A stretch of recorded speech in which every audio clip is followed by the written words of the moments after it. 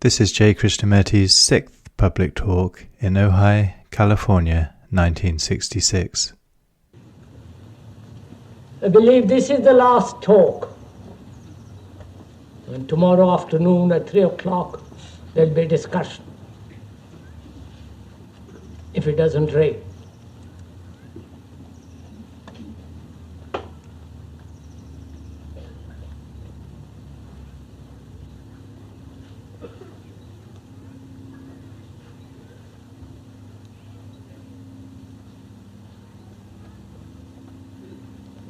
It's a lovely morning. The sunlight is clear on the mountains, and the new grass is coming up. And you see very clearly the beauty of the land. And when one looks at all this extraordinary beauty and color and light,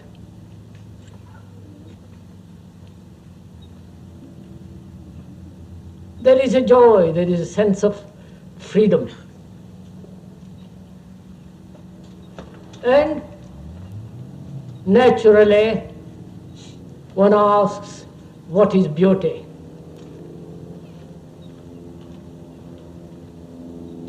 Is it something that is the outcome of some stimulation,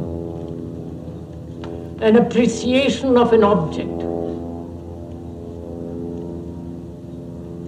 of a movement of light among the leaves? And does it depend on one's mood, on one's education, or on one's state of mind? I'll wait till that noise is over.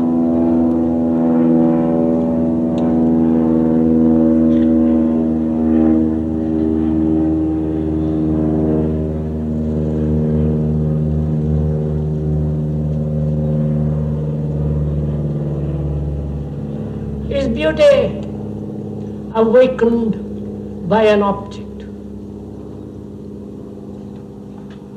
Or is beauty something entirely different? Is there a state of mind which is awakened to beauty without the object? For without that sense of beauty, not only physical, but much more deeply psychological, inward, not the appreciation of a man-made thing or of nature, but is there beauty without object?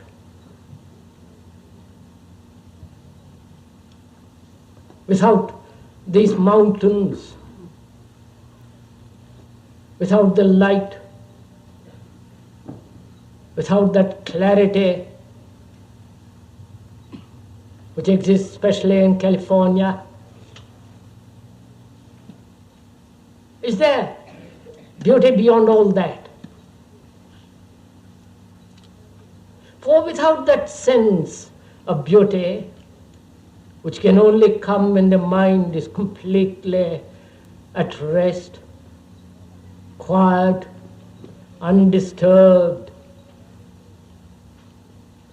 and is not provoked or induced by circumstances, by social environment and education. And is that beauty personal?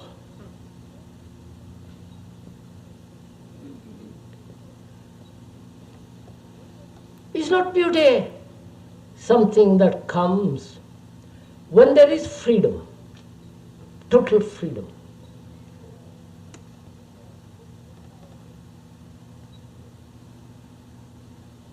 And without freedom, obviously there is no peace. Peace is not something that you buy, or that state between two conflicts, outward and inward,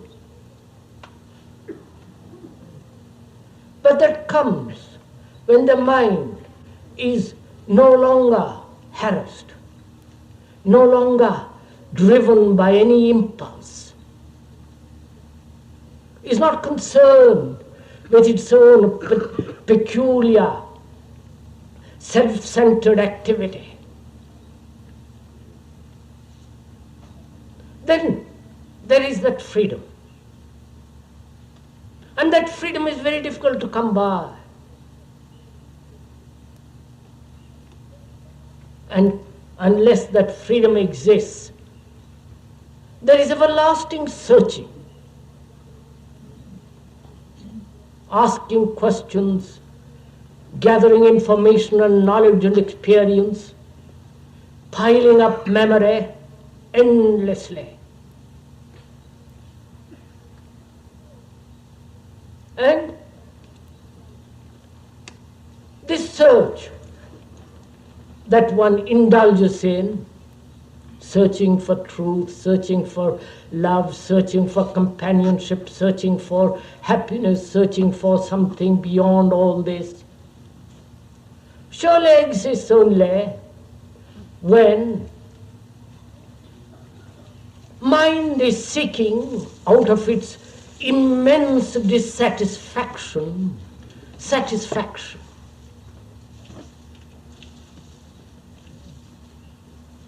As we said during these talks, please listen not to the words, hope you don't mind,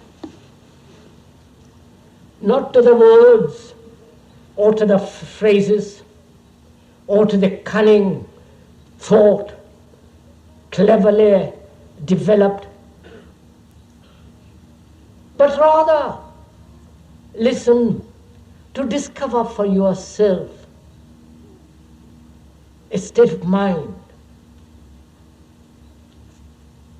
that is no longer seeking, hunted, driven, perpetually after something. Unless one discovers that, a state where there is no longer search but intense aliveness, intense alertness, intense penetration of clarity. Unless one discovers that, one is caught not only in this deep discontent, but also in this ever time-binding quality of seeking.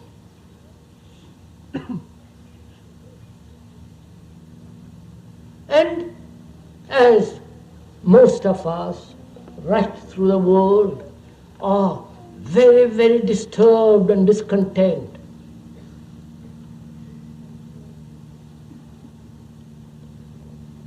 in the East it takes one form: first food, clothing and shelter, for there is immense poverty and overpopulation. In the West, it takes the form of having been well fed from womb to tomb, secure, greatly at ease with leisure, prosperity, and being dissatisfied, wanting more prosperity, more things, more books, more amusement. But there is deeper discontent, which is not satisfied by the external acquisitiveness. Then one haunts, one pursues the inward acquisition. the inward mind that is demanding a complete satisfaction from this endless discontent.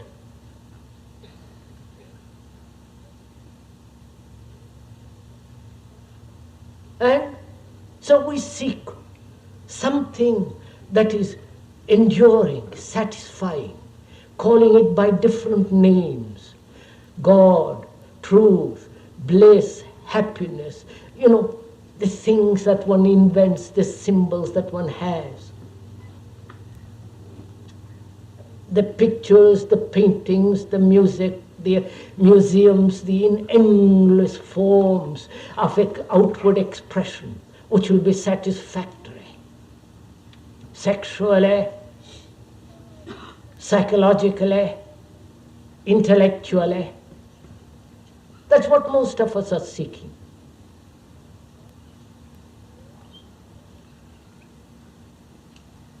And the search brought about by man through his deep inward discontent, dissatisfaction, frustration, despair, is always seeking. And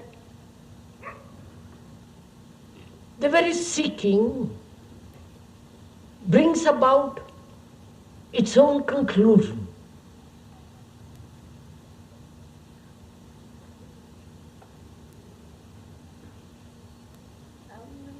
We seek and find something in a sect, in a group, in a community, in social welfare, in politics, in innumerable sects of religion. The Catholic, the Protestant, and I don't know how many there are in this little village. The earth is broken up, not only geographically, nationally, but also it's broken up in the name of God, in the name of peace, in the name of love, by various religions, by various sects, with all their vested interest, exploiting people, and so on. And few find satisfaction in these man-made things.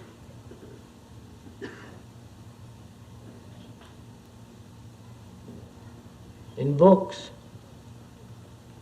going to concert after concert, talking endlessly about them, comparing who is the best musician, which is the best painter, and so on and on and on and on. Behind all this, intellectual, literary, artistic, or going to the office endlessly for over 30, 40 years, the utter boredom of it all.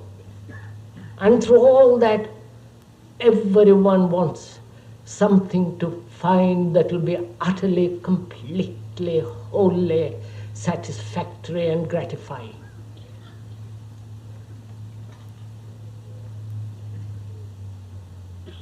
And religions throughout the world have offered this.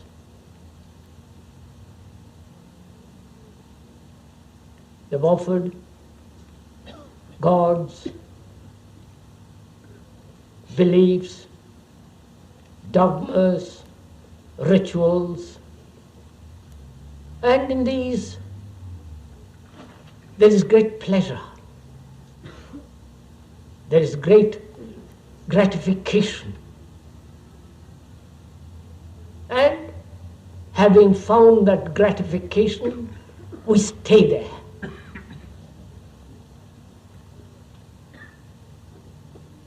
And we don't want to be disturbed.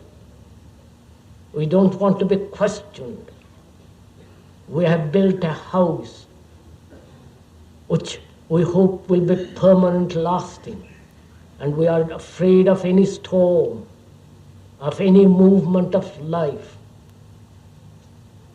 that will be disturbing, that will be destructive, that will be revolutionary.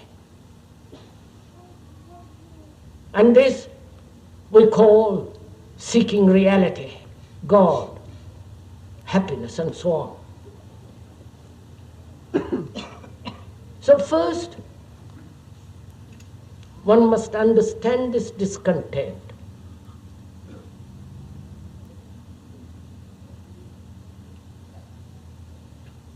There is the obvious discontent of wanting a better car, a better house, and so on. We won't even go into that. We'll go into this question psychologically, which is much more vital, much more real, more penetrating. Why are we psychologically discontent? Because without finding out this discontent and ending it, or giving it such vitality, so that it is not satisfied in any way, a flame that burns without motive, without a purpose, but alive. For without understanding discontent,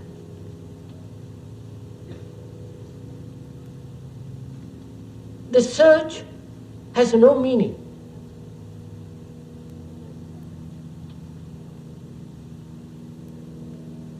And most of us, I presume, have come here this morning or go to church or anything because our life is so monotonous, so lonely, so utterly meaningless. And we want to find something that will be deeply gratifying,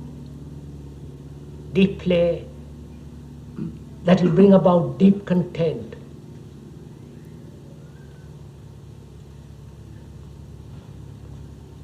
So it is important, it seems to me, to find out why we seek at all. And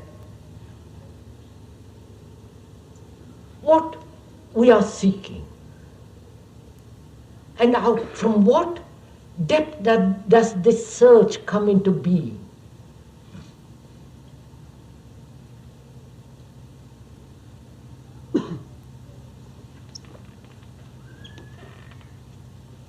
First of all,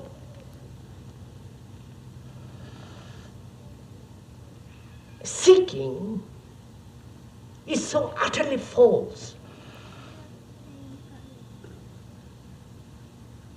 Because the psychological process of it is very simple.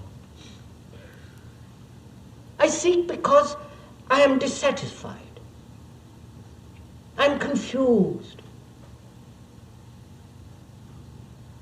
And out of my confusion, out of my misery, out of my endless agony and suffering, I am seeking. What I am seeking really is already predestined, is already established.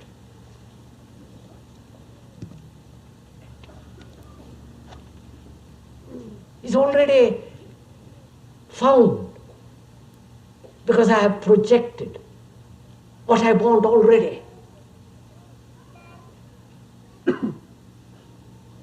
And therefore it's no longer seeking. It is really a movement of escape from what is. And this movement towards what is already known is called seeking. Do please listen to this little bit. This movement from what is to what should be, or this movement of seeking,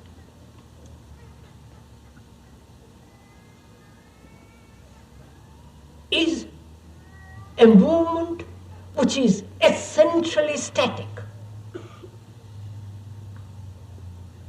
It's not a movement at all.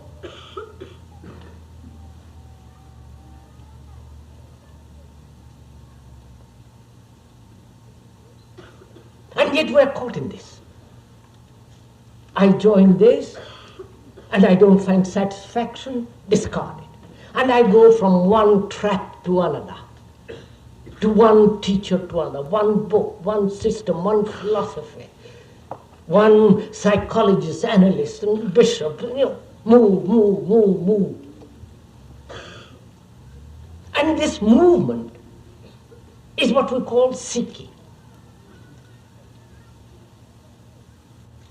And if you look at that movement very closely, you haven't moved at all.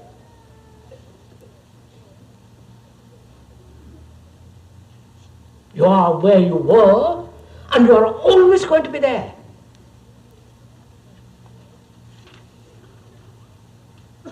Only one deceives oneself. One hypnotizes oneself by thinking that this movement of so-called seeking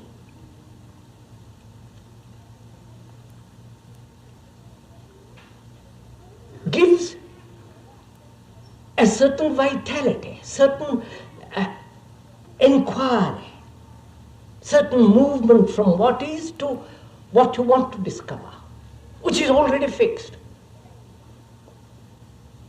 So it is not a movement at all, it is static. What is a movement is what is. That you don't have to seek.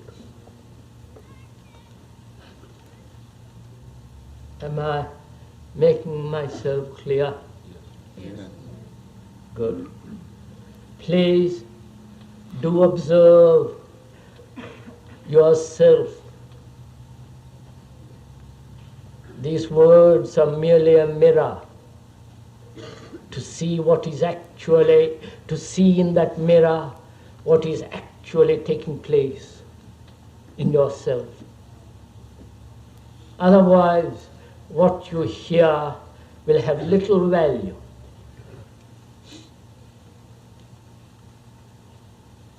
Otherwise, it becomes merely an idea.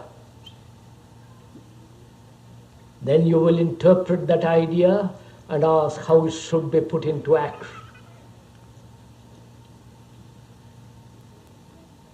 Whereas if one discovers the fact, what is, and the movement away from that, which is what we call seeking, is static, has no vitality. Whereas if one is aware of what is, there is no seeking at all. Then the movement of what is entirely different. Then the seeking comes to a complete end. Then you have the energy to look. What is? Right?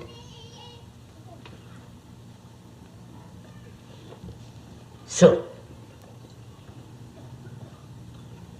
being discontent, being dissatisfied, unhappy, miserable, deeply wounded, deeply anxious, deeply driven by some personal anguish,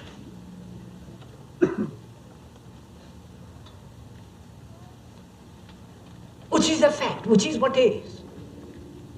And being discontented with that, we go through all these processes of experiencing, of seeking, learning, putting it aside.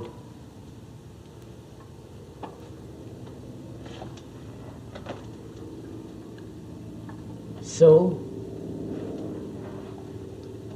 why are we discontented, and with what?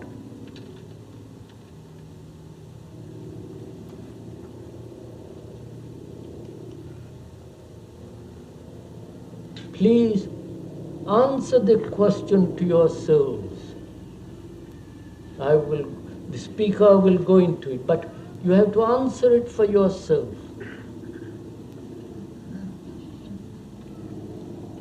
We are discontented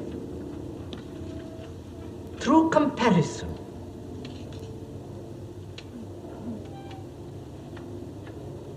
We are discontented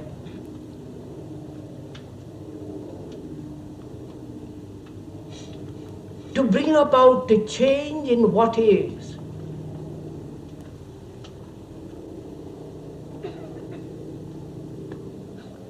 And we are discontented because we don't know what to do with what is.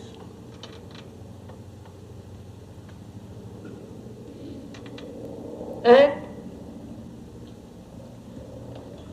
being discontented with what is, we develop the idea of what should be, the ideal, the utopia, the gods, the heaven, and so on and on and on.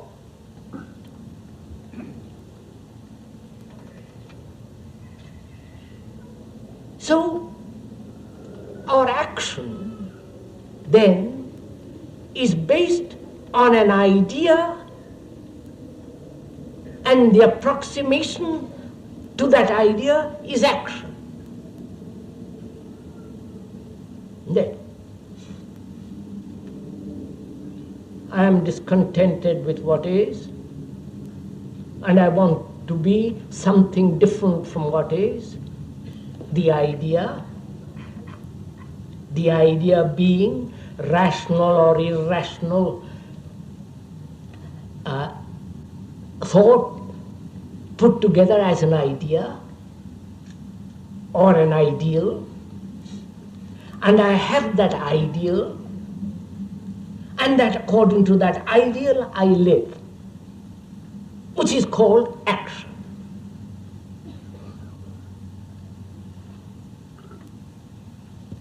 And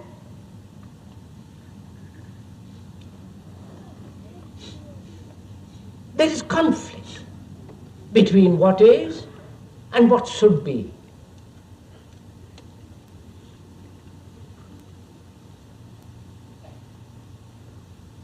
And in that conflict we are caught.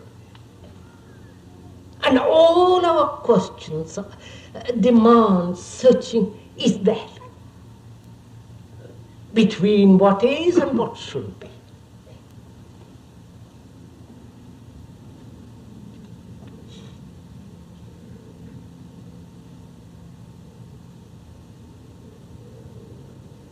And the greater the tension between what is and what should be,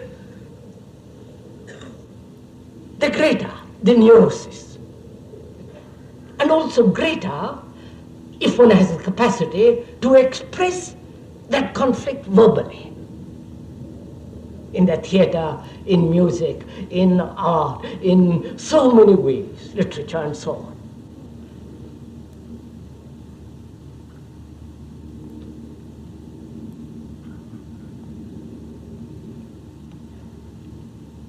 And being discontent with what is,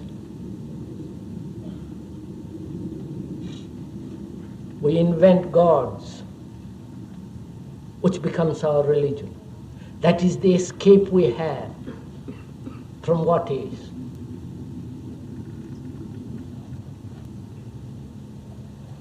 And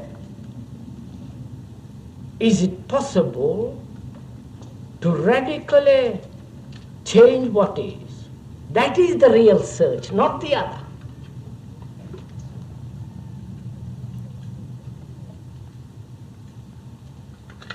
The other is no search at all.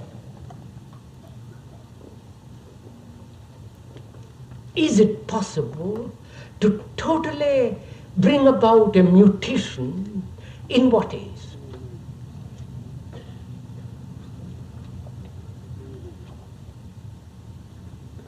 And to go into that, to go into this question of bringing about a total revolution in what is, one must have an extraordinary sense of awareness. You know, to be aware what it means. To be aware of the trees, of the blue sky through the trees,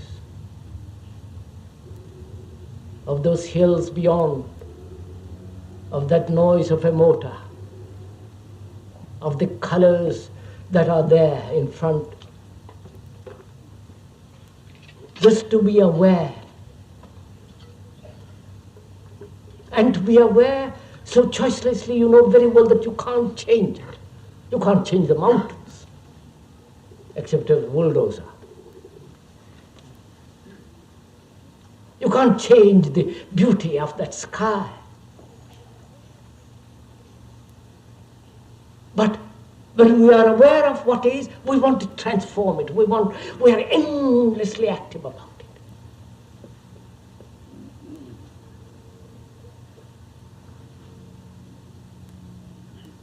And there begins sorrow. Because with the ending of sorrow is the beginning of wisdom.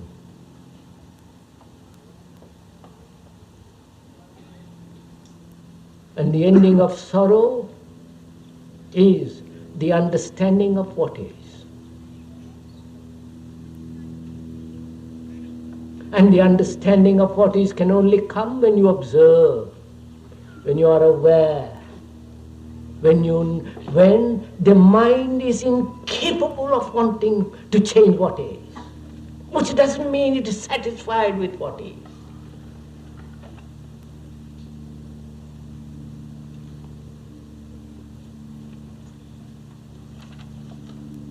So, one has freed the mind, or the mind has freed itself from this everlasting search. That's finished. And that means a tremendous burden off of one's shoulder.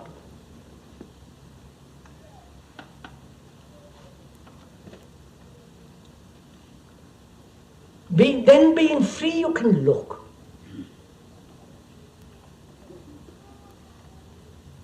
And to look, you need great energy.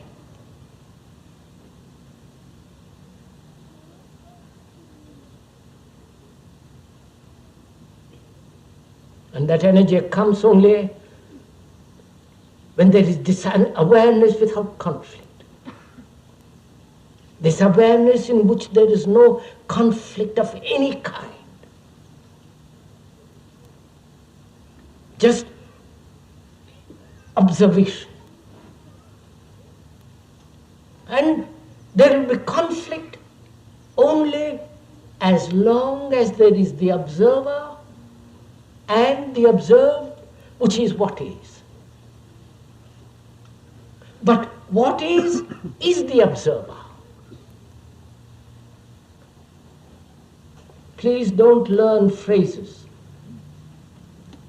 but see the actual fact.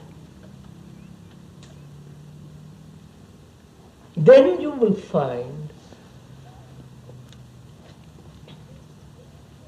that where there is the observer,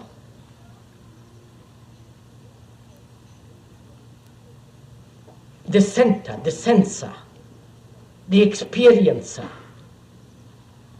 the entity that is always creating the division between the observed and the observer.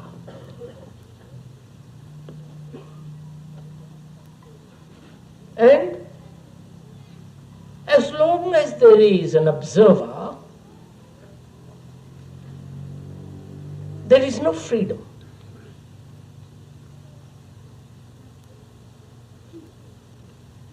You know, every object, like this microphone, creates a space round itself and is in space.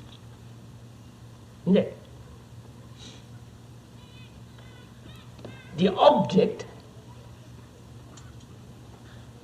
and not only outwardly, but an object inwardly, as the me, as the experiencer, as the I, as the thinker. That center creates a space in consciousness. This space in consciousness is always limited because there is always the center. Right? When they expand this space from the center, and however much you may expand, it will always have a border, a frontier. And therefore, that space is always psychologically limited. And therefore, there is no freedom in that space.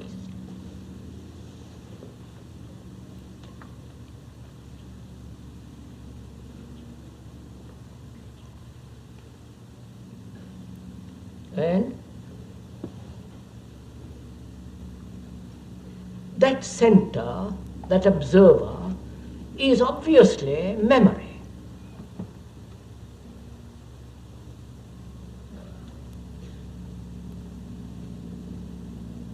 Memory of what has been, whether of yesterday or 1,000 years.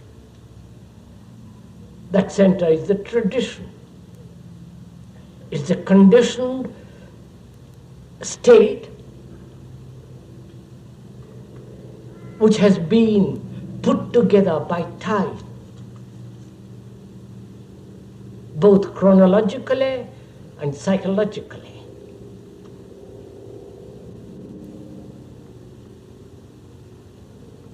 That center is the accumulation of knowledge, experience. It's always, that center is always the past.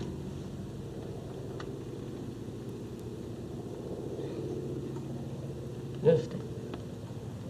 Therefore, that center is not a living thing, it is a dead memory of what has been. And when it creates a space, whether it's very, very, very small round itself, as most of us do, concerned with itself endlessly, its activities, its propositions, its ideas, it's a shabby little thing round itself. And that can expand, but however much it may expand through various tricks of thought, of compulsion, of drugs, it is always within the space which the center has created. And therefore, there is no freedom, and therefore there is no peace at all.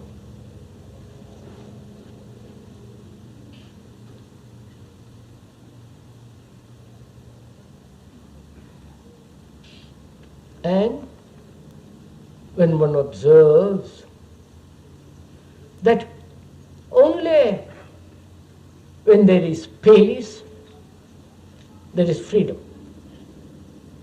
And that space cannot possibly exist psychologically as long as there is an observer.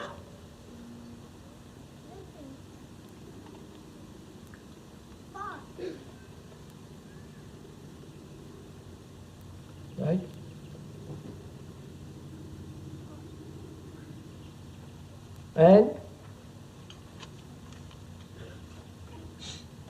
And one must have space, as one must have beauty.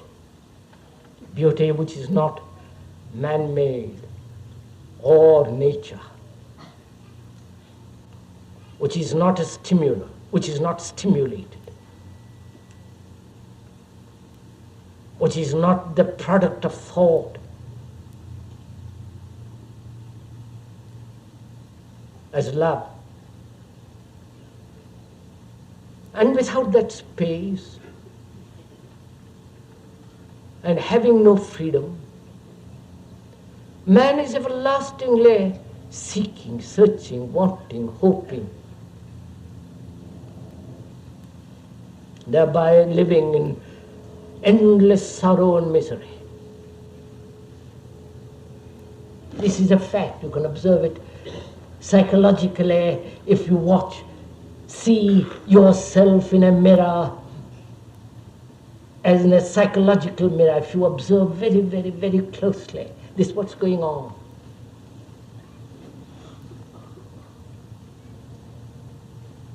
And so, one asks oneself, is it possible to end that center?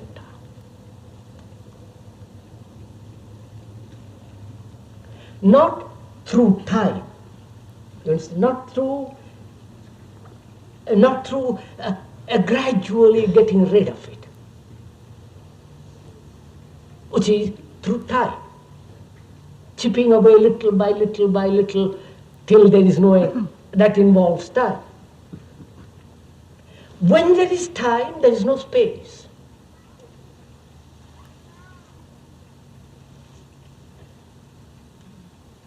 Time is between the observer and that thing which he observes.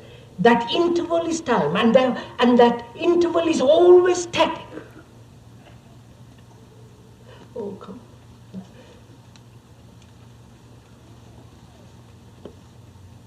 And is it possible then, if there is no time at all, to end what is, to end the observer, and therefore to look without the interval of time? You understand the question? You know, time is the space between the observer and that tree.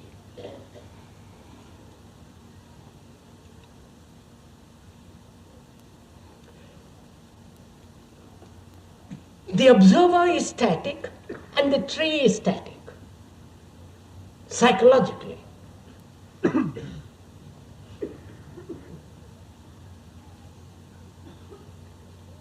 And so, to cover the distance between the observer and the tree takes time. The distance.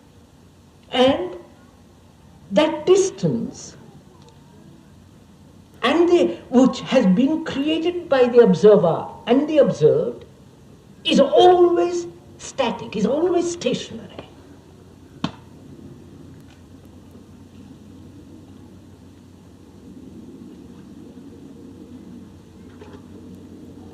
So, when one thinks of using time or allowing time to bring about a change in the observer, you are only being caught in the static state.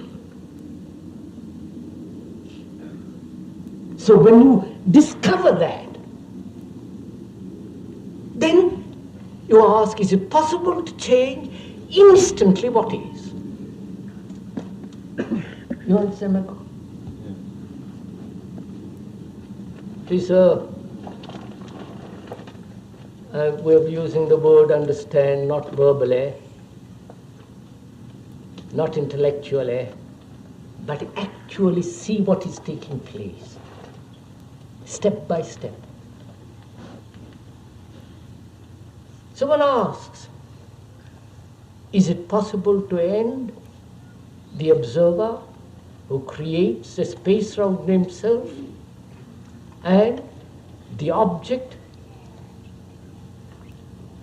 and the movement towards that object to change it, sublimate, whatever it is static and therefore utterly useless.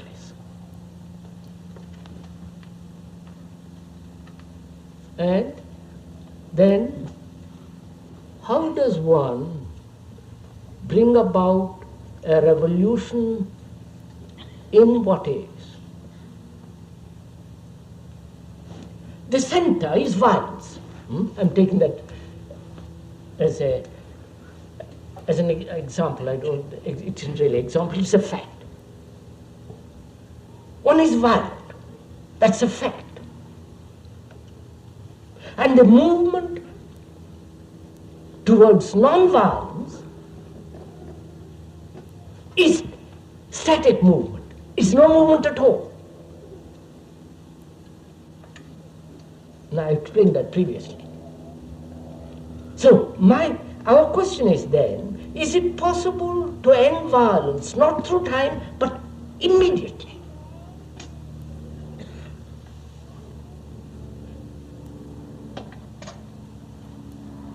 Because if there is observer, he's always limiting the space, and therefore there is no freedom.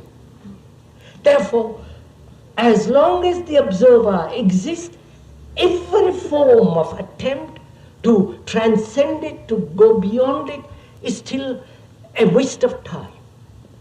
So our question then is it possible to end what? The observer, not what is.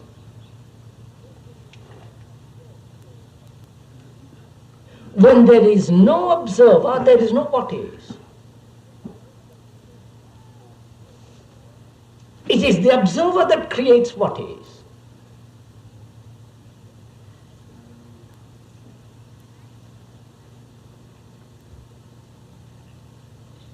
So, how is it possible to end the violence,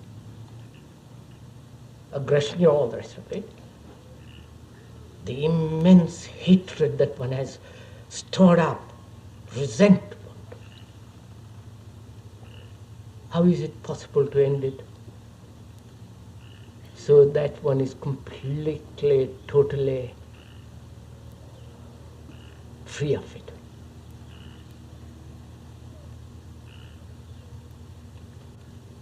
Probably one has never asked this question.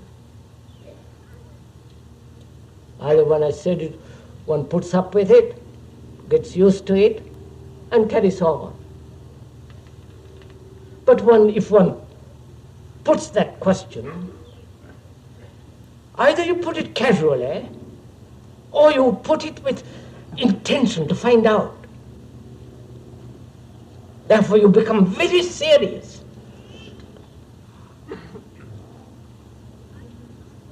And when you put that question, because you're serious, because you're intent, then you are aware of the whole process of the observer, which means you are totally attentive, completely attentive.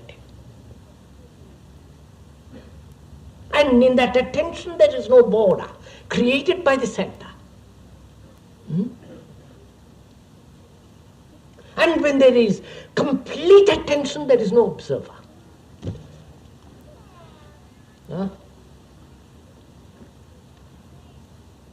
Look, when you look at those mountains behind the speaker, they're blue, they're straight line, and the valley, and so on.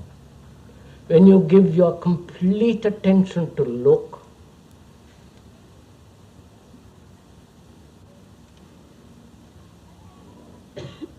is there an observer?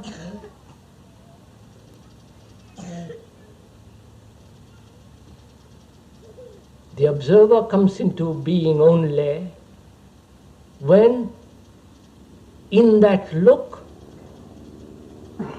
there is inattention, which is distraction.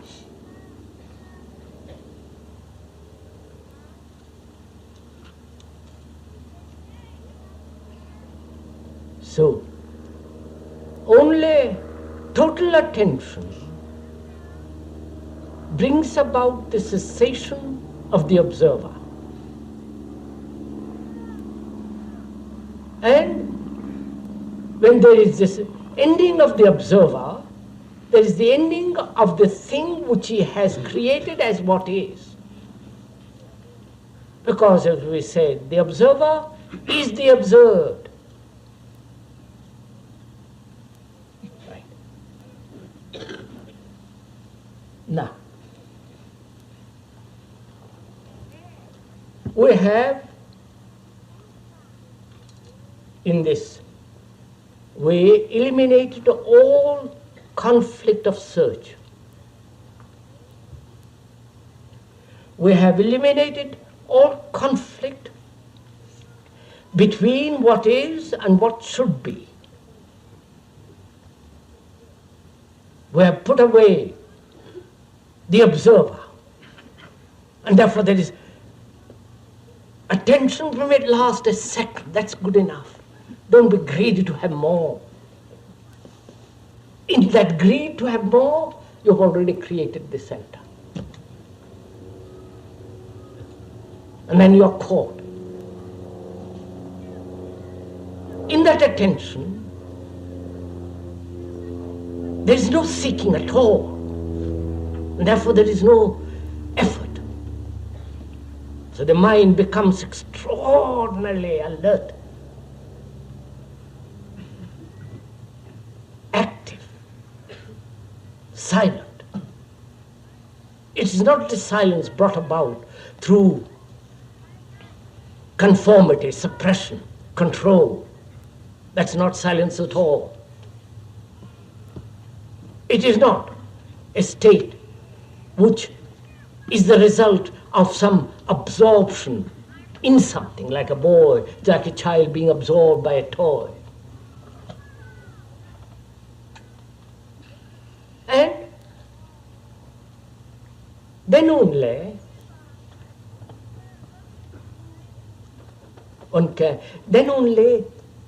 is it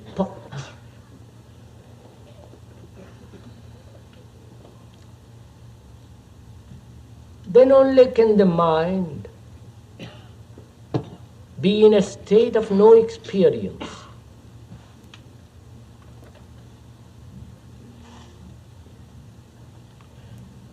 And this is important to understand. We all depend on experience. Experience being to go through something.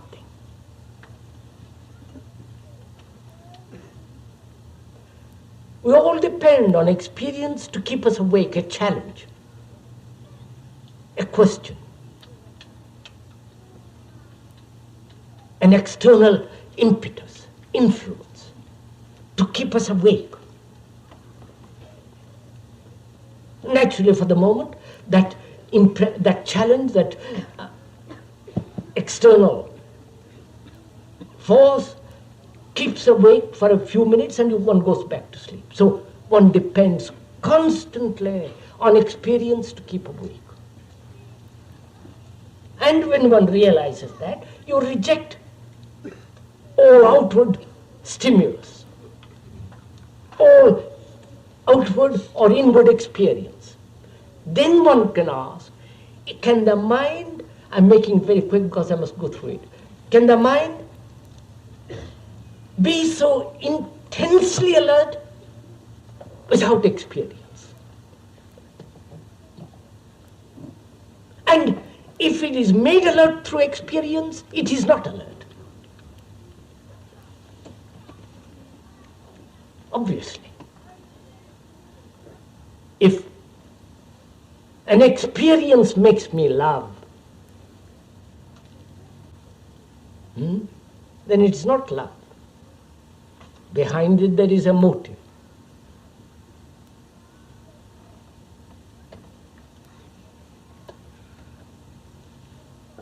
So, such a mind is the religious mind.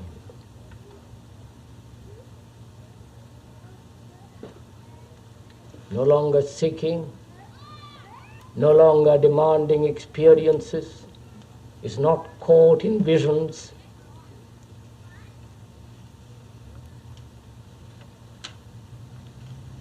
And such a mind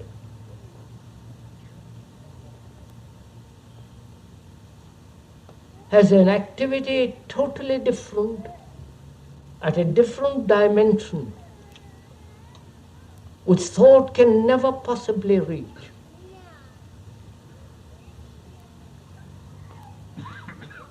Thought has a place, very small place.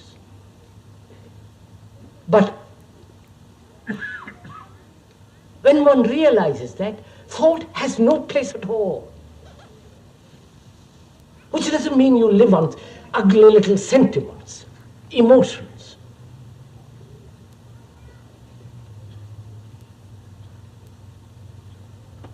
So one can function normally, healthily, sanely in this world with a mind that is not cluttered up by thought. And it is only such a mind, the religious mind, that can know something beyond all the imaginations and structure of man's hope.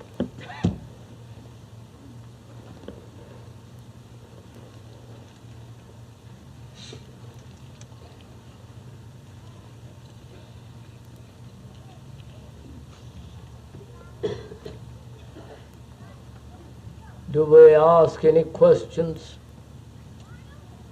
You speak often of beauty in nature. Would you speak a little, please, of beauty in human relationships?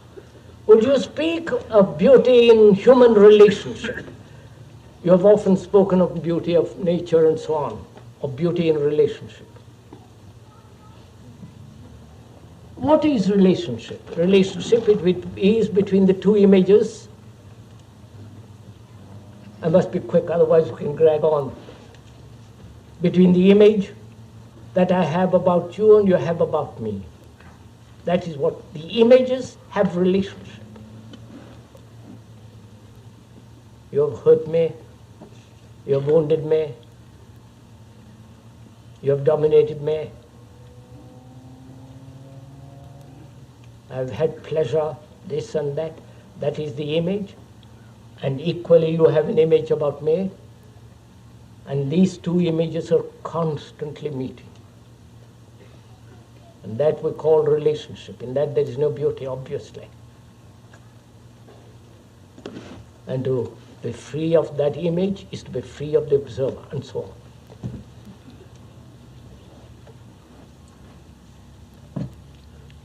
If you become aware of what is, and beyond that, it would seem that one could also reflect sort of human emotions, even though he was aware of what is. And that to flex these human emotions should not be avoided. I don't know quite what you mean, sir, by saying human emotions.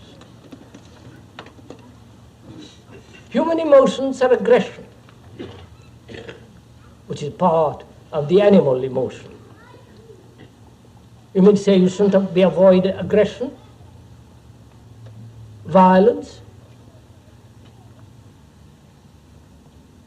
Yes, as they are a part of an animal or of a child, so they are a part of a human being. Therefore they should not be avoided?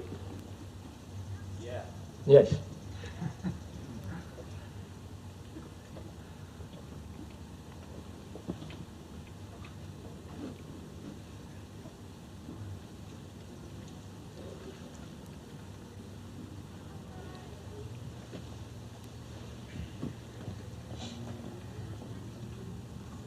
You know, sirs,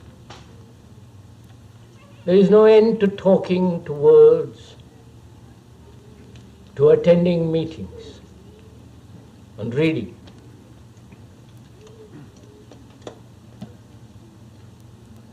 But attending meetings, reading, discussing has very little value. If attending meetings, discussions, and all the rest of it is merely a stimulus, then you are dependent. As people are dependent on LSD, on music, on pictures, on doing something. And as long as one is dependent, one is in conflict, one is in despair. And one has to come not through reading, to discover the whole process of knowing oneself. For the knowing of oneself is the beginning and the end of all misery.